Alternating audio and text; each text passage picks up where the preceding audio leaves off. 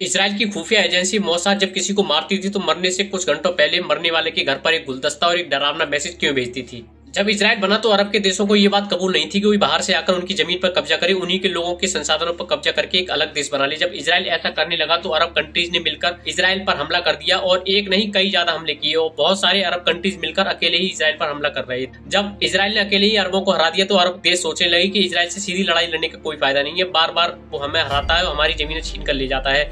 इसके बाद अरब देशों के कुछ एक्सट्रीमिस्ट लोगों ने प्लान बनाया कि वे इजराइल पर पीछे से हमला करेंगे। एक दिन जर्मनी के ओलंपिक में कुछ एक्सट्रीमिस्ट ग्रुप ने इजराइल के 11 प्लेयरों को बंदी बनाकर उनकी बेरहमी से हत्या कर दी और इस दर्दनाक हादसे ने इजराइल के जख्मों पर नमक रगड़ने का काम किया। और जिन लोगों ने उन 11 प्लेयरों की हत्या की थी उनको सबक सिखाने के लिए इजराइल ने एक ऑपरेशन लॉन्च किया जिसका नाम था ऑपरेशन रेथ ऑफ गॉड, जिसका मतलब है भगवान का तेज गुस्सा।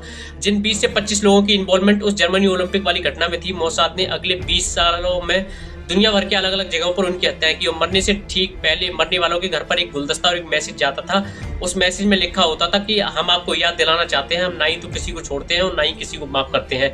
इसके बाद दुनिया भर में इजराइल और मोसाद की एक ख्याति बनी और इजराइल के लोग, खास करके औरतें, ऐसे ही पूरी दुनिया में ऐसी घूमती रहती हैं, कोई भी उनको हाथ नहीं लगाता क्योंकि पता नहीं कब मोसाद अपना बदला लेना शुरू कर दे।